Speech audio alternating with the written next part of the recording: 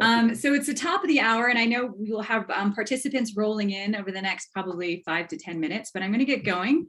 And I want to thank everybody for joining us today. So this is the Colorado Clinical and Translational Sciences Institute Speaker Series. And this session is sponsored by the CCTSI Dissemination and Implementation Science Core, and also the Accords Education Program. So my name is Heather Gilmartin, and I'm the Associate Director of the CCTSI D&I Core. Our group provides individualized consultations for CCTSI members looking to share their work beyond traditional publications and presentations. And this is a free service to CCTSI members. And we hope you all will take advantage of it sometime in the near future.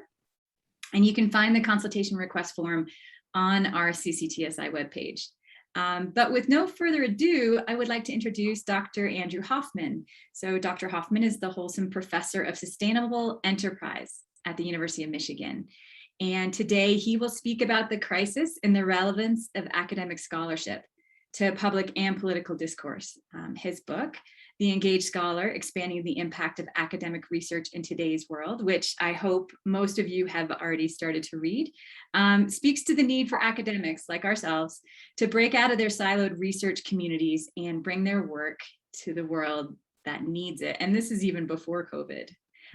So thank you, Dr. Hoffman, for writing this book and agreeing to share your wisdom with us. And I'll let you take it away. Well, thank you, Heather. It's a real pleasure to be here. I'll tell you, I think one of the best compliments one can get on I just screwed something up.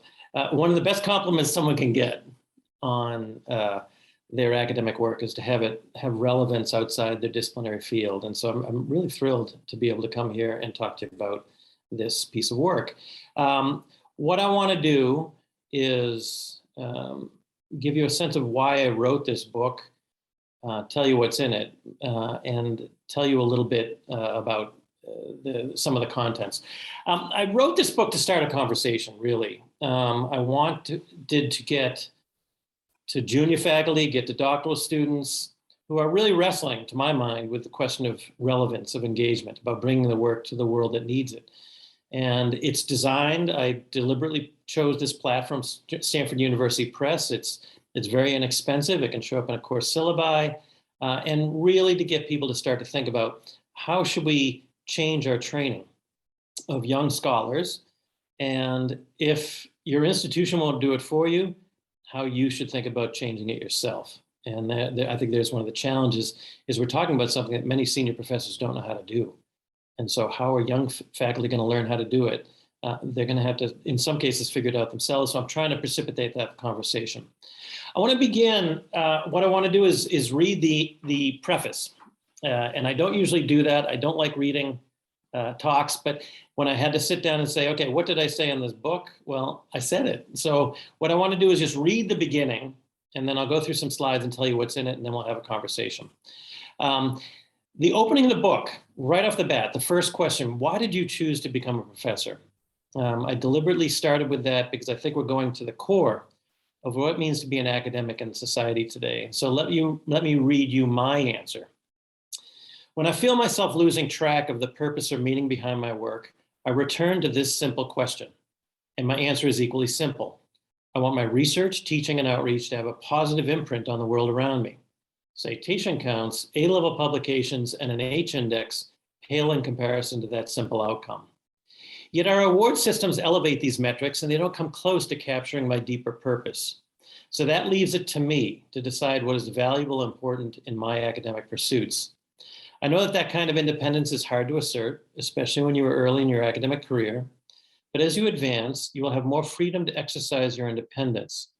For me, I keep in mind the challenge from Jane Lubchenco, Oregon State marine ecologist and former president of the American Association for the Advancement of Science, where she said that academic scholars must abide by scientists' social contract. That was her term. That they have an obligation to provide a service to society, to give value for the money provided by public funding, government grants, and tuition revenue.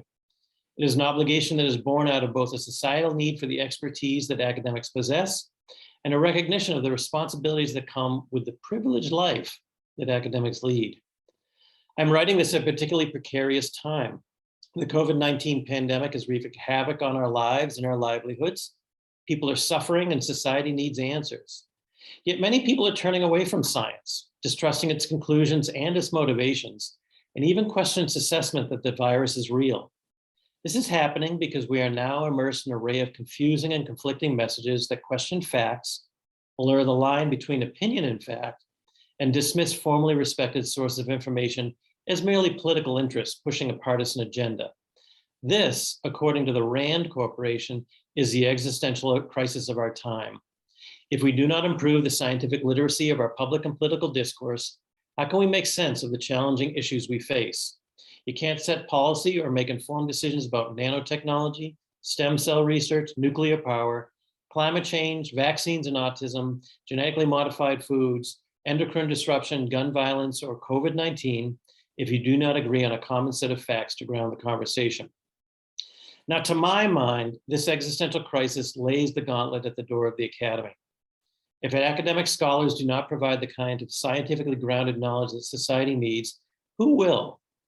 But this societal crisis is happening at a time when the academy is facing a crisis of its own.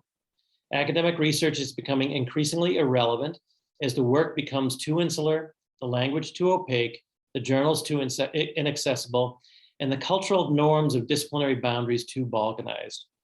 We need to break out of our siloed research communities and bring our work to a world that needs it. In the words of former University of Texas at Austin President Larry Faulkner, the antidote to irrelevance is engagement of the university with the real needs and aspirations of the supporting society.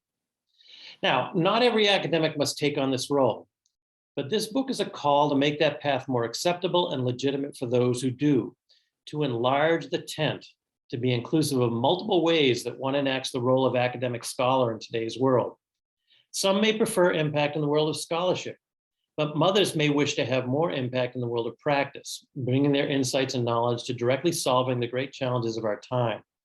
While both are needed, unfortunately, the academic reward system steers people only towards the former. This very book will not register highly in my annual review because it's not a quote unquote academic. A-level publications are the coin of the realm. But if you want to have impact in the real world, you must take your work beyond the academic publications and bring it to the world of practice. Let me give you an illustration. I recently asked attendees of an academic seminar, and this was before COVID, to raise their hand if they were concerned about climate change. Everyone did. I asked how many devoted their research to the topic. Most kept their hands up. I asked how many aimed that research at A-level academic publications. All hands remained raised. I asked how many felt that another A-level academic paper would change how society addressed the issue of climate change, and most hands came down. This is the strange irony in which we find ourselves, and it is an irony that some have begun to question. A new generation of scholars is emerging into the field with a strong desire to make a difference in the real world. This book is for them in particular. Whether they are new PhD students just entering their degree programs, young professors just starting their careers, or mid-career professors who have begun to question the purpose behind their work, my hope is to inspire a career path rooted in rigorous research, but expanded with the goal of relevant impact on society. Even seasoned senior professors may find some value in these pages. It is never too late to consider the measure of your work, life's work, based on meaning and purpose instead of status, however defined. This book is not going to summarize the entire field of public engagement. While it will offer some coverage of the field, it will chiefly focus on the posture and the spirit for adopting engagement as part of the academic portfolio. At times, it may stride into the domain of polemic, but overall, it will be about amending the types of questions we ask in order to blend rigor and relevance, redirecting what we do with the answers to bring them to the attention of those that need them, and recreating the institutional structures for supporting and accelerating changes in how we create and disseminate research. And it will be about offering hope. I have talked with many PhD students who entered their program with a desire to have real-world impact, make a difference, improve society, but after just a couple of years, they feel pushed into a corner and towards disillusionment. I don't want them to let the spark die. I want them to hold a vision of their career that strives towards the elusive pastor's quadrant. Public engagement has been the goal throughout my academic career. I study environmental issues because I care about preserving and protecting our natural world. I earned a joint doctoral degree between the School of Business and Engineering and was held to that goal by a committee of advisors that included business school professors who asked about the theoretical rigor of my work and engineering professors who kept asking, what's the point? For me, the point is that I want to see the impact of my work in the thoughts, values, and behaviors of those I reach in business, policy, and society. My work stands on the shoulders of the social theorists that came before me, but I use that theoretical knowledge to understand and change the empirical world, and not setting a priority to use the empirical world to contribute to theory within the academic literature. And as I've advanced in my career, the balance of my portfolio slowly shifted in its emphasis from academic to public audiences. I still write academic papers, but I write more books intended to span academic and lay audiences. I take my work to more public audiences through practitioner journals, web essays, radio interviews, and talks at business, government, and nonprofit conferences. I even speak to high school students, senior citizens, and local community groups. I feel like I am fulfilling my purpose when someone approaches me after one of my talks to say that I changed the way they thought about an issue, or an executive tells me that I provided tools that can help them in their job today. I have the same feeling when my books appear in syllabi around the world or assigned as summer reading for incoming freshmen. I've been invited to give freshman convocation addresses, and I'll tell you, the satisfaction I feel in reaching those young minds far exceeds anything I've felt in reaching my academic peers in the seminar room. In the end, these activities define the role of academic for me, and I want to encourage others to do the same when the occasion presents itself. I'm a tenured full professor. That means I can do anything I want. I do not intend to cease academic work, but this stage of my career is an opportunity to branch out into domains where I can have real world impact. Why don't more senior professors use the opportunity to experiment?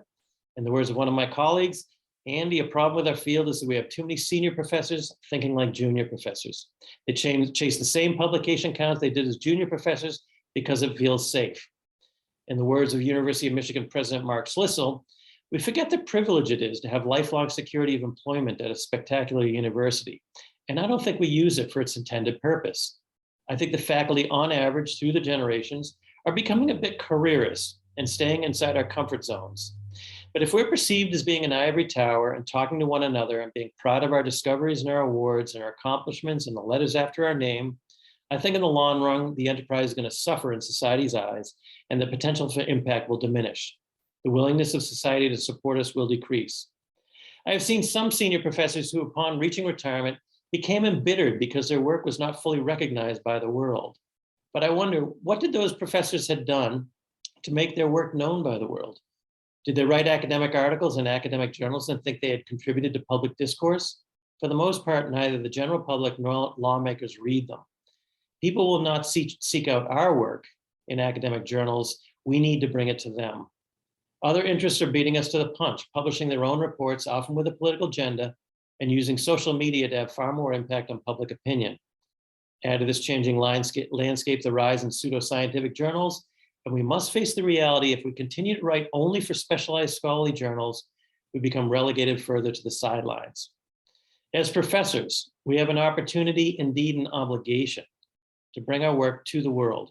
I once heard it proposed that professors should, upon receiving promotion to full professor, be required to write a book that pulls together the 15 to 20 years of their research and aggregates it into a cohesive whole, a book aimed at a lay audience. What an experience that would be. It would both terrify professors and change the view that they hold for their work and its purpose. The role of full professors is a rare and wonderful gift. Should we not use that gift to make a real and lasting difference in the world?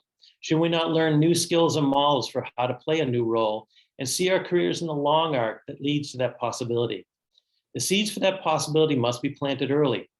One cannot shunt all interest and engagement aside for the 15 to 20 years it takes to get a PhD, tenure, and promotion to full, and then expect to suddenly reignite the passion.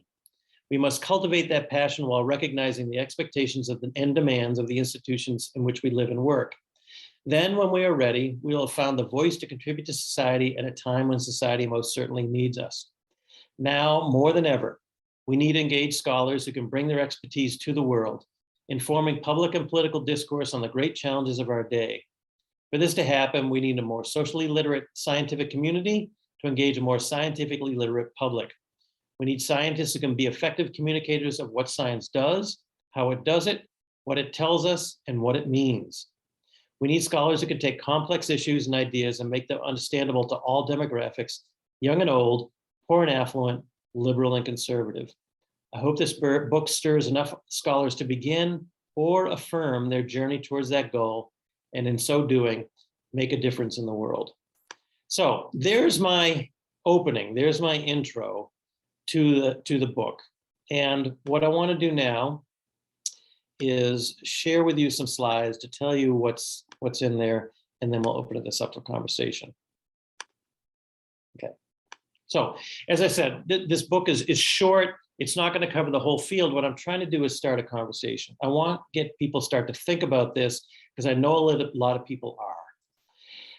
I want to begin with why. Why should we do this? And I mentioned this in the preface, this report from the Rand Corporation called Truth Decay. And the 4 conclusions I mentioned in that preface: we are debating facts, we are blurring opinion in fact, we are distrusting previously trusted source of information, and we have never seen anything like this in history. And they look to social media as one of the big drivers that is really changing the quality of public and political discourse in our country. The National Geographic had a cover story on the war on science, and you can see on the far right a sharp distinction between the blue dot, which is US public opinion on these issues, and the white dot, which is surveys of AAAS scientists. And you can see those gaps, the length of those lines. That's the widening gap between public and scientists. And I want to call out 2 in here because it's very important. Climate change, 37-point gap. It is predominantly people on the conservative right who don't believe that climate change is real. But now look on the top. Is it safe to eat genetically modified foods? There's a 51-point gap, and it's predominantly people on the political left who are disagreeing with scientists on this one. I want to point this out because this is not a partisan issue. It is crossing all elements of society, and we've got a serious problem. What is driving this? Well, I mentioned pseudoscientific journals, and perhaps some of you have seen the paper on the top. 2 scientists wanted to put a paper out there to show what pseudoscientific journals are. If you're not familiar with them, you can pay any amount of money. You just pay money and you can publish any paper. And so they decided to publish a paper, and it's called "Get Me Off Your Effing Mailing List." And it's just that sentence over and over again. You can look this up, and it is published. Now, obviously that's a joke, and anyone who's looking at it can see it's a joke. But there's a lot of papers out there that you can't tell, that they're not scientifically grounded, and they are confusing the public. I have been invited to be an editor-in-chief of a medical journal, an engineering journal. There's a lot of stuff out there that is just totally confusing the public. And then on the bottom, why scientists disagree about global warming. This is a book, and I put that in heavy quotes. You can see it's the second edition right there. And it's not produced by the IPCC. It's not produced by the Intergovernmental Panel on Climate Change. It's produced by something called the NIPCC, the Non-Intergovernmental Panel on Climate Change. It's produced by the Heartland Institute, which is a libertarian think tank and the #1 climate skeptics group in the country, in the world. The key is they published tens of thousands of these books and sent it free to K-12 science teachers trying to influence the K-12 science curriculum. This is what we're up against. And so we can continue to write our academic journals and think that we are having an influence on this, but we are getting beaten to the punch. And so it seems to me we have to step into the debate. How urgent is that need? I'll let you decide, but we can do it in the soft way. And I already read this quote from Mark Schlissel that we have an obligation. We talk about Jane Lubchenco's social science, science as a social contract, but we can also look at this. And this is Michael Crow, and he thinks that the situation is very dire. I had a conference here at Michigan on this topic, and to give you a sense of how important this is, I was able to get 4 university presidents on stage at one time, which is, I was quite gobsmacked when this happened, but Arizona State, Virginia, Dartmouth, and Michigan. And Michael Crow said this, he says, "We're increasingly filled with hubris, filled with arrogance, cut off from the general public and unable to find an appropriate tone with which to communicate. We need to communicate in ways we've never even thought about communicating before because we don't figure out how to deal with this. The gap between the academic elite and everyone else will continue to grow. And what we now see as political debate will be people with pitchforks outside the door. They want to know what we're doing, why we exist, And why are they giving us money? This is a very serious thing we need to focus on. The Economist had an article wondering whether higher education is going the way of the big three, ignoring the changes going on outside at their peril. I did an interview, Michael Crow interviewed me for this book, for the conversation, and his opening question in the interview was, when did academics get so arrogant that they thought they were better than everyone else in society? And that's where he started. This is important to understand how people view us outside and what we need to do about it. Now, this distinction between who we are and what we need to do, it really goes back. It's important for people to understand the history of science and science research, science application in society. And a lot of it, you have to go back to this report, Science, the Endless Frontier, from Vannevar Bush, who was the vice president at MIT. World War II ended. Science helped us win it. The president tapped Vannevar Bush to say, okay, how can we turn society to the benefit, or science to the benefit of society? And in this report, we began the distinction between basic research and applied research. In his view, basic research should be funded. It should happen in universities. Applied research happens someplace else, starting that divide between us and the needs of society. A more recent take on this is from Donald Stokes, where he describes Pasteur's quadrant. And he says, we need to break down that dichotomy and focus on use-inspired research, Pasteur's quadrant, a place where we're both searching for fundamental understanding and considering the use of what we do. There's the sweet spot. That's what we need to aim for. And a lot of people are trying to break down this dichotomy between basic and applied research that has a history of at least 70 years old. Now, what are we doing now? What are the limitations of the academic reward system for taking us in the direction of having impact in the real world around us? I found this article, you can look it up on the web, came out in 1963. And this gentleman was a researcher at the Mayo Clinic, and he wrote that it's just a one-page essay. And he describes this sort of a parable. And he says, imagine a world where people are making bricks. And then a builder takes those bricks and builds a house. And everything's in balance. And when the builder needs bricks, they gets bricks. If their store goes to the store, buys bricks. If he needs a certain size, he commissions them, all leading towards the building of a house. And at the end of the essay, he describes a world where the brick makers get out of hand and they just keep making more and more bricks with no consideration of the use at the end. And brick making becomes an end unto itself. Now, the allegory is clear. He's talking about academic publications as being bricks. Although I gave this talk once and a professor said, you know, one of our bricks is also our students. We want to recreate our students and make bricks out of them. And I would argue that the world that this researcher feared is here. We have become, in many ways, fields of brick makers. We make little bricks, we make our academic papers, we put them on our resume, we do a great job at a great university, and we keep on making bricks without consideration of use. And we need to change that. Look at what we do. We produce 2 million research articles every year in about 28,000 journals. The average academic paper was cited only 10.8 times between 2000 and 2010, 4.67 times in the social science. This comes from Thomson Reuters. 82% of humanities articles were never cited, nor were 32% in the social sciences, 27% in the natural sciences, and 12% in medicine. And yet you can get tenure for this. And so there's a fair question to ask, what are we doing this for? And if we are not really contributing to society, who are we talking to? What are we doing with this? And so the reward system is a serious problem. We have both the formal rewards and the informal rewards. In the formal rewards section, we have a focus on A-level academic journals. This is what we focus on. Don Hambrick, the business school professor at Penn State, wrote that we have a theory fetish. We constantly try and advance theory without consideration of use. And I keep coming back to that. And this tremendous focus on A journals tends to send us in some strange directions. Some have begun to question this. Randy Schenkman, a Nobel laureate, has announced that his lab will no longer publish in what he calls the luxury journals, the vanity journals of his field, Nature, Cell, and Science. I was able to talk to Paul Krugman for this book, and I asked him, why did you publish all the work you got the Nobel Prize? Why did you publish it in the B journals? And he said, because the A's wouldn't take it.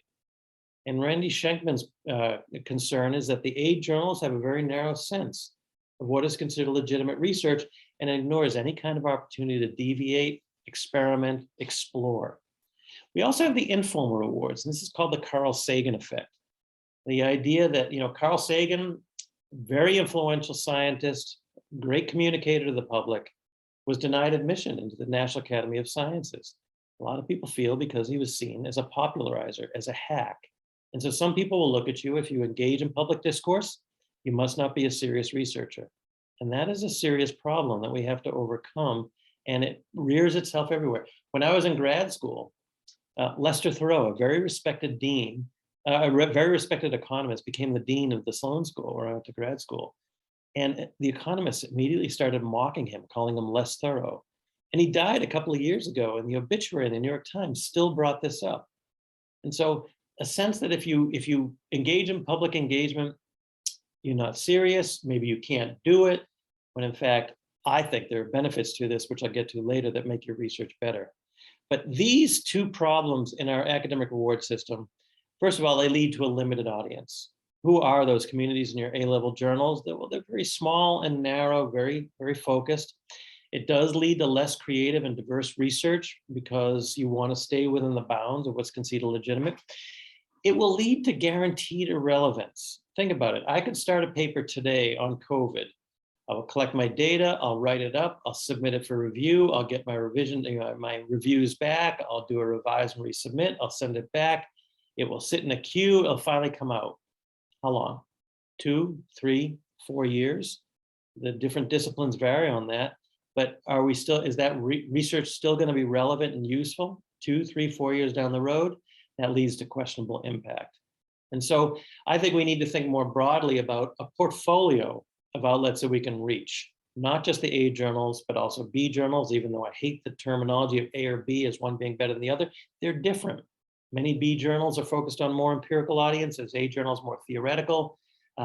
There are more specified journals for particular audiences. You want to try and think about who you're trying to reach. Even social media is a big part of this. What we need to do is teach people some new rules of engagement. And this is where the challenge comes in. Because a lot of senior professors don't know how to do this, and junior professors want to learn how to do this. So how do we figure it out? I begin by saying, I think of it as broadening my conception of the classroom. I don't only think of my students as those that paid tuition to come into my school, but I think of my audience as broader. And they're not my students, they're an audience. You have to approach them differently, and you have to deal with the engagement in a different way. You have to deal with the political implications of engagement. Engaging people in the public sphere is very different than the seminar room. For example, I write about why do people reject the science of climate change? And for that, I get hate mail. I have a folder for it. It stung at first. I didn't know what to do with it, but I've learned to deal with it. Someone gave me a quote one time that was really helpful, attributing it to Winston Churchill, although I haven't been able to verify that. It says, if you're not offending anyone, you never took a stand. And this is important. If you get into public engagement, if you get blowback, it means you said something important. If you get nothing back, it didn't raise any eyebrows, it didn't challenge anybody. I have a numerous colleagues who say, Andy, my work isn't political. And my answer is, if your work challenges how people think or they behave, it is by definition political, and people will push back. Take that as a badge of honor. Take that as part of the rules of the game. Some people embrace it. Some people deal with it carefully. It's important to just understand that this is how it's going to work and decide how you want to play the game. There's an economist at the University of Chicago, used to be in the Obama administration. He regularly goes on Fox. He regularly goes on the Hannity show. He gets insulted by Sean Hannity, and people ask why he does this. He says, if I don't go there, then they won't hear the stuff, and I need to bring it to them. I have a colleague who goes on the Bill Maher show, and I'm like, really, Bill Maher? I think of that as infotainment. He goes, Andy, I'll go anywhere I need to go to get the issue. He studies climate change, get awareness of the issues of climate change out into the public. I'll leave that to you. You decide which public you want to hit. There's no one public. Decide the audience you want to hit and go for it. And then learn new skills. I like to think about finding my voice. I remember at a certain point in my career, I started to develop a confidence because I had a foundation, a grounding not of just individual papers, but the corpus of the literature and the lens it gave me to look at issues. For example, you can hear Jeffrey Sachs speak. He may not use the jargon of the field, but you know he's approaching problems as an economist. He found his voice. Find your voice that gives you the strength to speak. Second, tell stories. You have to learn, you have to be multilingual to do this. And stories are an important and valuable device. Stories stick. People remember stories. I'm on a committee with the National Academies of Sciences. It's focused on the science of science communication. And our last conference was just before COVID at UC Irvine. And a central theme was, how do you tell stories? How do we teach scientists how to tell stories? How do we teach them to be storytellers? I mean, Boston University hired acting coaches to come in and teach academics on how to communicate to the public, how to be accessible. You have to avoid what's called the knowledge deficit model. And this is, I approach somebody, their brain is half full. They have a knowledge deficit. But if I pour my knowledge into their brain, they will think like me and they will start to make right decisions. Nothing annoys an audience more than being approached in that way. I even wonder if your students would get annoyed at that approach. There's more of an engagement. You have to listen as well as speak. I can tell you here at Ann Arbor, a lot of people that I've met that aren't connected with the university, they think carefully about inviting an academic to dinner because they don't want to get lectured at. And we all have our little tricks for doing that. When I hear colleagues, for example, with a general audience say, well, you know, the literature says, it drives me up the wall, because what have you done when you say that? You're basically shutting someone down. If they don't know the literature, how are they possibly going to engage the conversation? You just use a power tactic to kill conversation. Number 4, you need to know your audience. You need it is relational. You need to understand where they're coming from. You have to take some time to understand them. This isn't just a quick in and out. Do rely on solid research. There's a lot of work being done right now to try and figure out how to communicate science. There's a lot of good work out there. And then lastly, change your publication strategy. You'd write a paper. You can shoot it at the top journals of your field, but maybe another paper will go at a journal that has a quicker outlet or a time frame, or maybe you'll put it into an outlet that will reach a lay audience, or maybe you write a short piece that goes into something, the conversation or something like that, which I'll explain later. But there are so many outlets in front of us. Just in my short career, well, I'm 60, I guess it's not that short, but the landscape has changed so much, and the avenues available to you for publishing and reaching so many audiences have expanded so widely that it's really an exciting time to step into academia. And that brings us to the idea of the scholarly uses of social media. While it is focused, it is creating truth decay, it changes what we do and how we do it in some ways that are profound. Let me give you an example. When I was a doctoral student in the early 90s, I would go to the library, I'd find an article, I'd go up to the stacks, I'd pull a bound book down, I'd go down to the Xerox machine, I'd copy the article, I'd read it, I'd find other articles, back up to the stacks, and that's how I did it. Today, we go to Google Scholar and you type in your search and it comes up. And for the most part, people, their attention starts to drift as you get to the second, the third, and certainly the fourth page. So your article, if it's going to be found, needs to show up near the top, and ideally in the top 3. So who would deny that Google Scholar is critical for your career? I don't think anybody. Who among us understands how Google Scholar works? The answer is nobody, because it's proprietary and people are trying to figure it out. And it's not just Google Scholar. We've got Scopus, we've got Web of Science, all these tools for finding our work. We need to understand how they work. If we don't, we are flying blind. And so that's just, to my mind, that's crazy. So I think every school needs to start to develop the capacity for teaching people how does social media work and how does it get you where you want to go, to become visible. Because you need to start to learn about, for example, DOI numbers and ORCID numbers. These are like social security numbers, first for your paper and then for you as a scholar. And then it's important that DOI number, the web crawlers and these search engines look for DOI numbers, among other things, but a DOI number is very critical for them to find your work. At the University of Michigan, we have a repository for all our work called Deep Blue, and they've just changed the policy. Everything that goes in there now gets a DOI number, which is great, because now these search engines will find you. And then we have certain aggregators, academia, ResearchGate, Mondelez. You have to decide how far you want to go with this. There are some benefits to these. There are some serious criticism of these, but don't just dismiss them out of hand. Take a look, take a close look, figure out how you want to manage your social media presence. And then think about Facebook, Twitter, LinkedIn. Some of you may be sneering right now, but I can tell you there is solid research being done to show that the more a paper is tweeted, the more it is cited. A lot of work in the medical science is looking at this. While a lot of Twitter is just nonsense, I had dinner with my friends tonight, or a lot of the acrimony and the toxicity of our society, you can find it on Twitter. But a lot of people use Twitter as an aggregator to find other people's work. Who you follow leads towards certain papers. I think of myself as a curator. I just put papers out there. I don't offer editorial commentary. If you follow me, you're just going to find papers that are interesting in my domain. LinkedIn and Facebook, similarly influential for getting your work out there. And then a whole host of outlets where you can write short pieces on your work.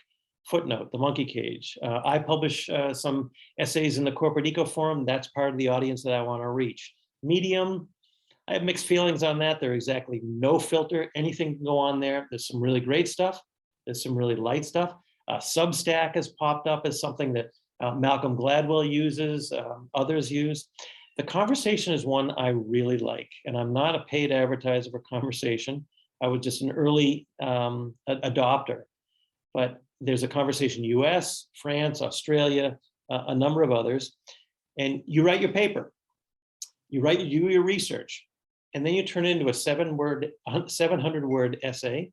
You pitch it to them, they give you an editor, they clean it up, they polish it, they give it nice pictures, they give it a good headline, and then here's the kicker. It goes out under a Creative Commons license, and anyone can repost it as long as they attribute the conversation. It's free, and this is critical because news media is looking for good content, and they are more and more looking for the conversation.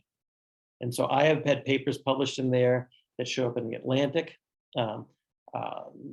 the Wall Street Journal, and others. And once it goes out there, then NPR calls you up, or NBC or BBC. I just had the CBC call me up because they saw one of my pieces, and you have this ripple effect where your work starts to reach a broader audience. And that's the beauty of social media, working for you, not against you.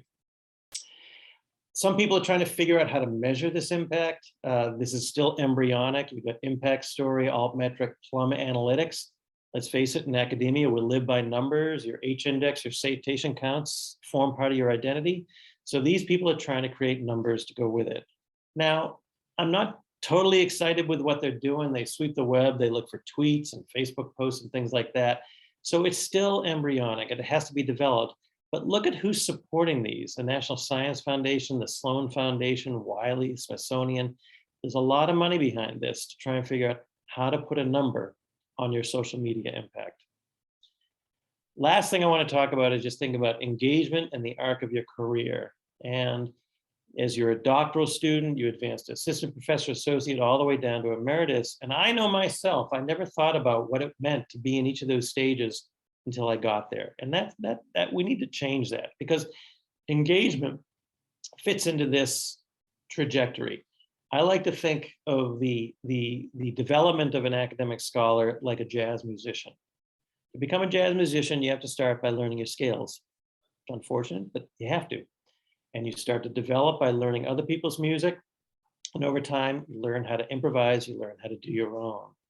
And so doctoral students, you're in an apprentice system, learn your skills, and then in advance, you keep increasing the amount of engagement you do with your work.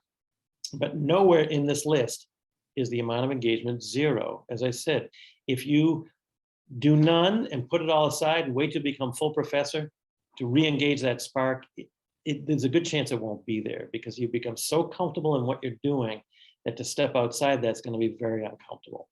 And another important thing about this is that the time from the top to the bottom, think about where you are on this stage, think about the world will be when you reach that level of full professor. As Wayne Gretzky said, don't go where the puck is, go where the puck is going. And the puck is moving on this issue in some very interesting ways. One, there's a generational split with academia. Surveys show that many senior professors don't think it's their job to engage the public. They don't see any benefit to it. They want nothing to do with social media. Younger scholars want more engagement, and they use social media far more than the older faculty. I think this is significant. When I was getting my PhD, if I announced to my committee I didn't want to go into academia, there's a good chance some of them would have quit my committee. I still see that happen occasionally, but not nearly as much.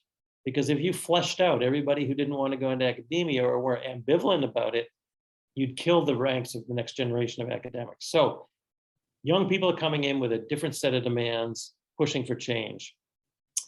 There's a lot of work to try and figure out how to do this. As I said, I'm on the National Academy of Sciences Colloquia on the Science of Science Communication. It's unfortunately called the Sackler Colloquia on the Science of Science Communication, which has not been the greatest thing, and we can talk about that.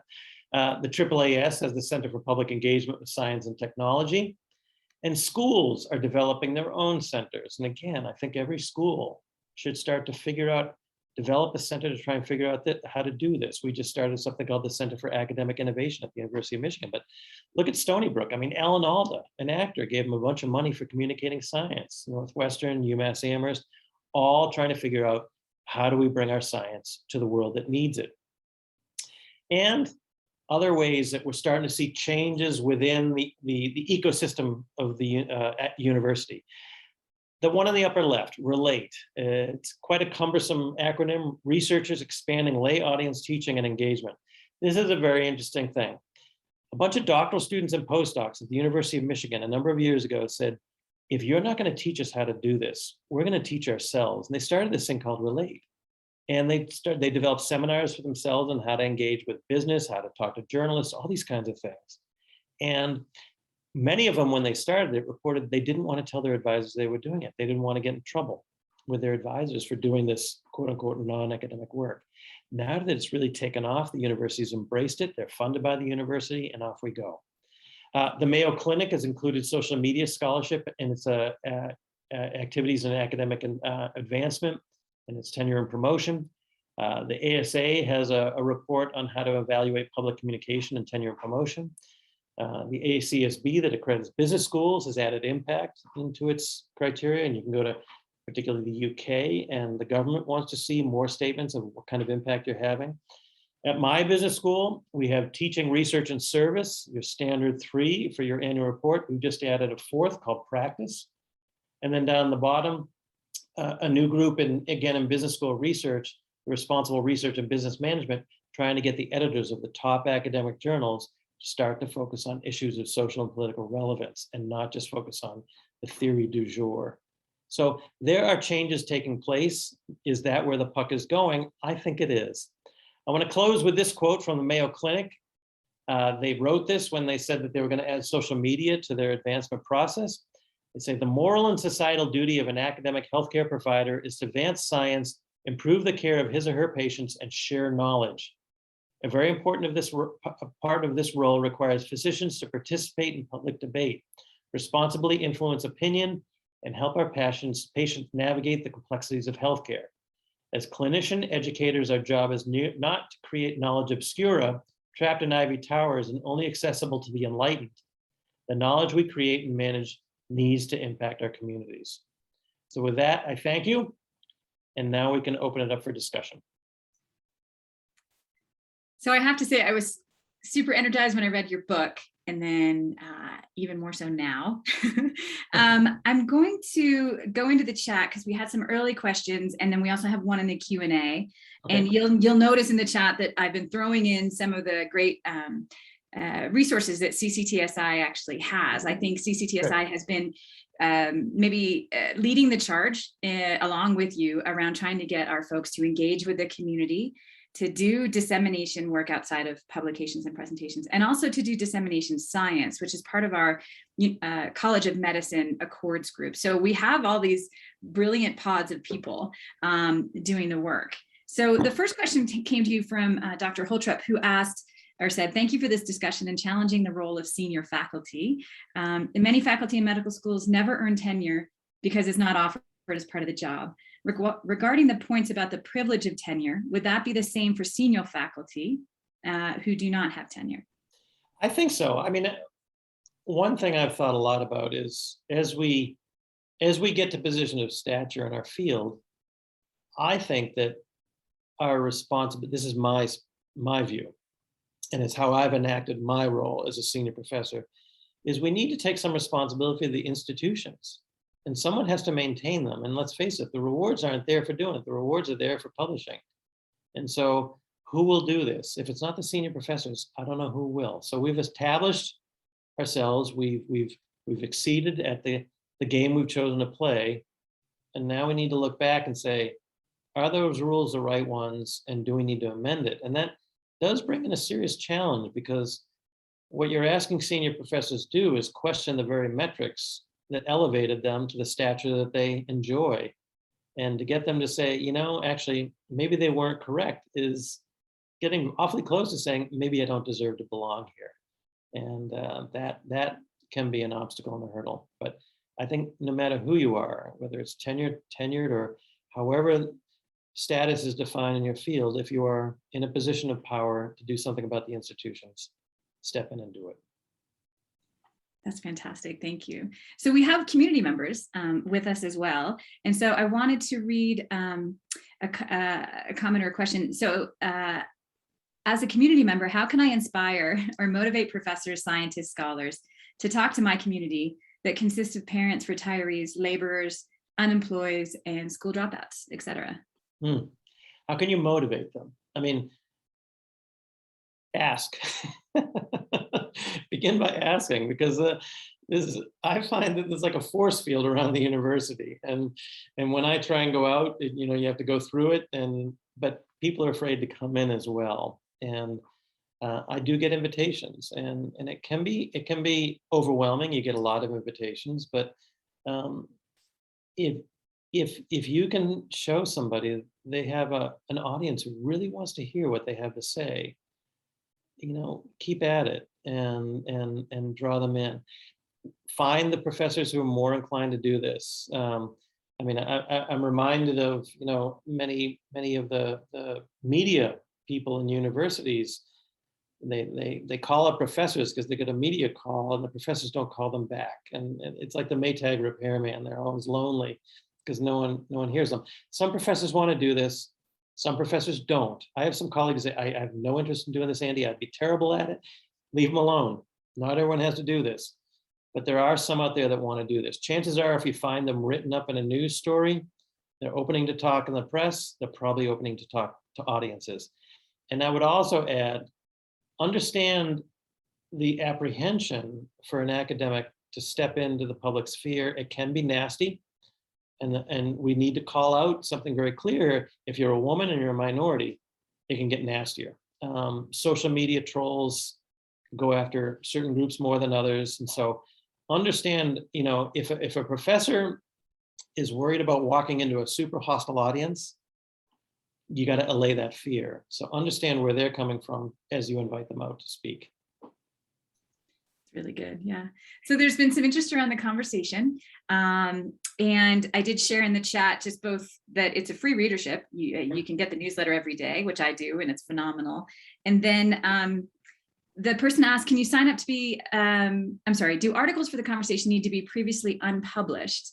Or can you reformat published data? Oh, well, but no, I mean, well, you write your academic paper and then you condense it. And you have to write it in a style that's accessible. You know, you have to de-jargonize it and everything, but you will take that data. And in fact, something very important is when you write a piece in the conversation, if you're talking about an academic paper, put a hyperlink to the paper right there.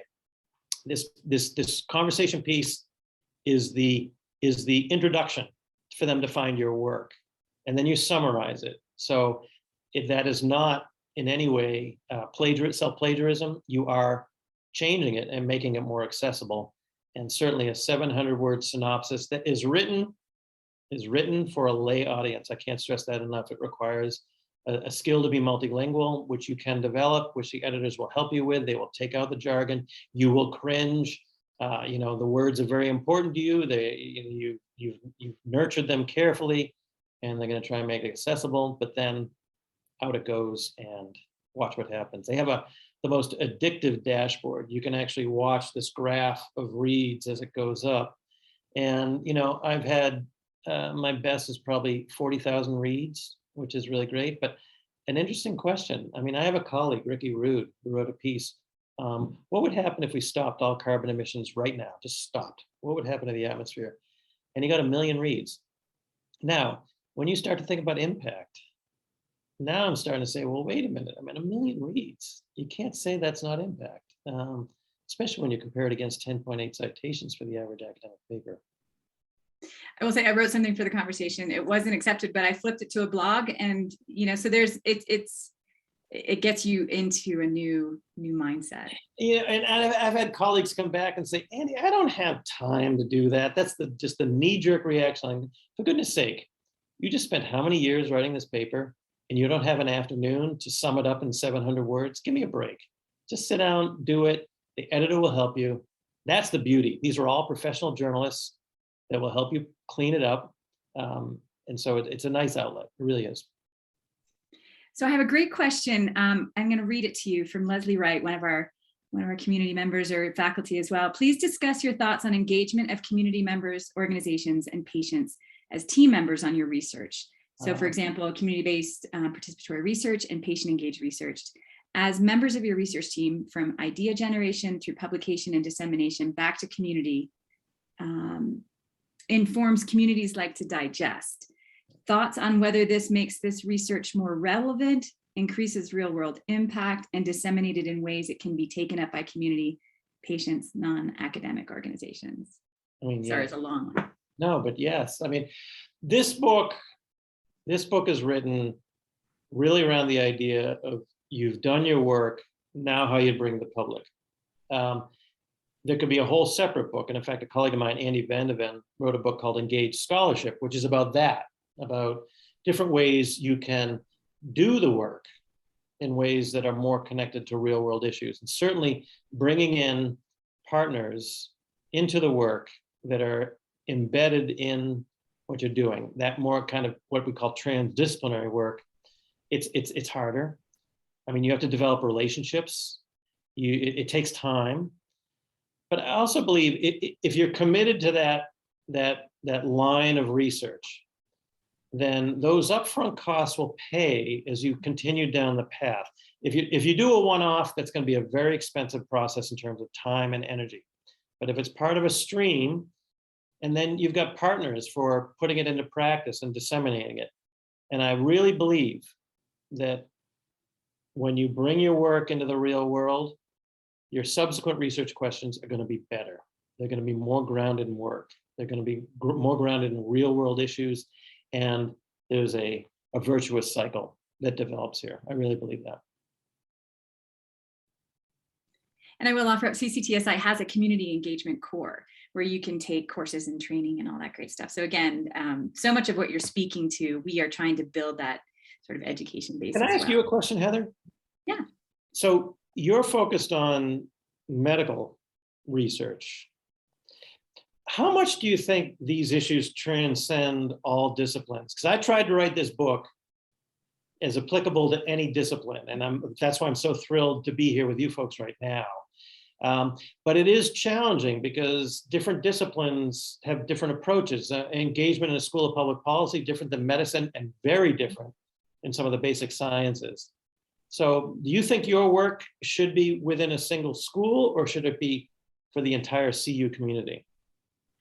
So I think it's cross-disciplinary, cross fields, because all of our work, all this research is meant to change society, right? Most of us, so we have CCTSI folks who are doing rat models, right, and drug studies.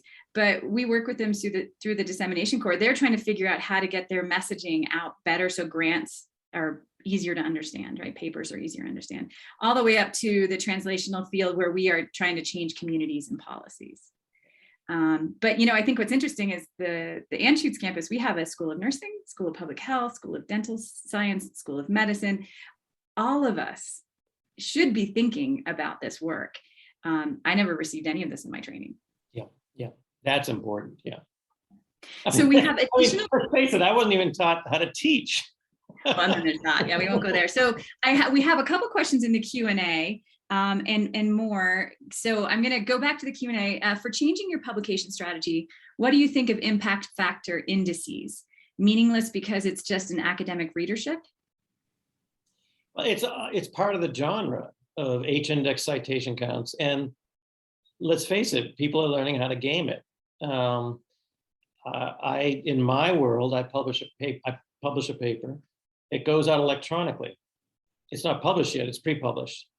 Well, what is the journal doing? You know, the impact factor starts counting that day the paper's published. So they're trying to build up the citation counts so that when they start the clock, they've already got some in the bag. And how many times have you submitted a paper and they say, would you cite more papers from this journal? So it's there, and there's always going to be people gaming everything, you know, but it's part of the entire suite of variables, impact factor, H-index, citation counts, all the numbers that in many ways I find anti-intellectual. I mean, how many of us sat on promotion and tenure committees where the conversation fixates on how many citations does this have compared to people that came out in the same year in the same field, with less regard for what actually did they say in their papers? And so even on that count, we're getting, you know, junior faculty are learning how to play the game. And so we're seeing more and more junior faculty that publish in teams, which is less common for us, maybe more common in medicine, because if I can put the same amount of effort and get 5 papers rather than 1, why wouldn't I do that? And then it becomes really hard to figure out what was your contribution in those papers, and your identity as a scholar starts to get muddy, which I think will cost them in the long run. Yeah. So to go back to your last question, I forgot that one of our CCTSI members is Colorado State University, and they have a completely different, including a huge veterinary school, which is super impressive. And so, you know, those folks are also working towards dissemination, which is, you know, amazing, to be honest. So, you know, it translates everywhere. Yeah. So let's see, the next Q&A question was around, the person read Think Again by Adam Grant, an organizational psychologist, and his book is about science of changing the mind. And this person's number one takeaway from the 3 sections of his book is that ask questions from the standpoint of humility and curiosity. Mm-hmm. And this leads to dialogue. Dialogue opens opportunity. So how do you navigate presenting your work above and beyond just information dissemination? You mentioned engagement. What strategies do you use to engage an audience? It's such an important piece of advice. And Adam Grant is a graduate of our program, so I know Adam, and he is exemplifying what we're talking about. He's really successful academically at Wharton, and he's producing books that are being consumed by a general public. He's learned that formula for how to become accessible, and it's growing. The piece on humility is so important, which in part begins by, you know, as you approach a community, what if your first question was, how can I help? Rather than, I've got the answer. It requires listening as much as speaking. It requires perhaps letting your guard down and showing a little bit of yourself, being more open and accessible. That's the funny thing. I'm on this, as I said, this committee with the National Academies on the Science of Science Communication, and I've been a bit of a thorn in the room because I keep saying, I'm not so sure this is a science.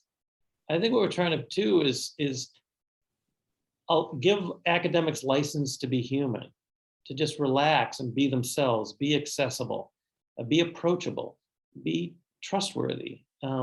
These are the skills of a good communicator. It's not, I like to say, it would be like, you know, if you just focus it as science, it's like sitting down with your partner to work out a relationship issue and saying, I've got this spreadsheet on how to work this out. Let's work through the spreadsheet. Your partner is going to shove that spreadsheet down your throat, and probably should. You work out the relationship issue by being there, being present, being accessible. And we as academics need to know how to do more of that. I have 2 pet peeves in this growing literature on engagement. One is academics who look at the challenges of engagement in order to write more academic papers about engagement. I mean, no, let's learn how to do it. And the second, I see more and more awards for papers that have impact. And how do they decide which papers get the award? Well, a bunch of academics sit down and say, I think that paper is going to have real impact, but no metrics coming from the real world. And I just find this so bizarre. And it's challenging to go out there in the real world. It really is, but it's exciting too. So we're at the top of the hour, but we have one more question. So if people have to go, this will be recorded. But I wanted to read a question from Dr. Paul Cook, and it asks, it seems difficult to change tenure criteria because of the reliance on an external peer review. A single university can't change unless all universities change. We have many junior faculty who make important contributions to public health, but who don't show the same track record of peer review publications and grants, even though they are having a real world impact. How can a division chair like me help them to navigate peer review by faculty who are looking to check off the traditional academic metrics? Isn't this the Gordian knot? I mean, tenure and promotion is, to my mind, the elephant in the room. And yeah, the questioner is absolutely right. If one school were unilaterally to change their promotion and tenure, a junior faculty member would be ill-advised to totally buy into it, because if they don't get tenure, they need a packet saleable on the market. So there have to be individual changes, incremental changes in the market to try and get this done. There's no easy answer here, because you have to change the entire set of institutions. And that, so I know some schools are allowing people to write impact statements. Some schools are allowing you to get not a lot of letters, but one or two from people outside academia. That also requires you need to have people on the committee who know how to read such a letter. But you can see, think of all the pieces that have to fall into place.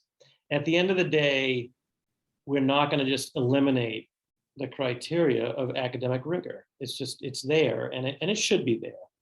But how do we expand and augment our whole suite of criteria for evaluating the kind of faculty we want? And this again, I'm going to give you my editorial view, but as we advance in our career, we start to become jazz musicians. And where I go with that is that, to my mind, the gift of full professor should be someone who plays jazz, not someone who's learned to master the scales or does what they did as an assistant professor, but at an increasing level. Maybe some can do that, but for full professor, I really want people who have changed things, who are thought leaders, who are really making an imprint, and a personal one at that, not just publishing machines. And so if we continue to only reward those who are great brick makers, we're never going to get the people who build the edifice. That is such a great way to end this. Thank you so much. Okay. I have to say that we, Jenny Cross up at Colorado State University, they have actually done engaged scholarship work on their tenure. So she put that into the box. I look at it like we're at the beginning of an S curve. There's a lot of it, small innovations. At some point, they will diffuse quickly, and the rate of adoption will increase radically. It's either that or it will become stillborn and drop off. Both options are possible. I do believe that there's enough pressure from outside, inside the academy that we will see a rapid adoption at some point in the future.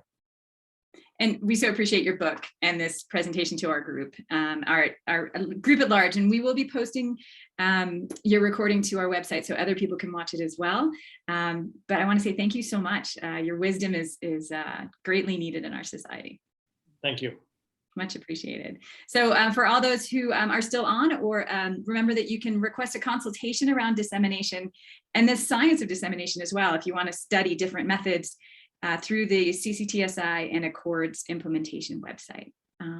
So thank you all, and thank you, Dr. Hoffman. Hopefully you can come see us in person one day. Someday. What a novel idea. Maybe during ski season, or it's pretty nice in the summer. We don't mind the summers. Yep. All right. Well, thank you to all, and we can stop the recording. And I think we're all done. Okay. Thank you very much, Heather. It was a real pleasure.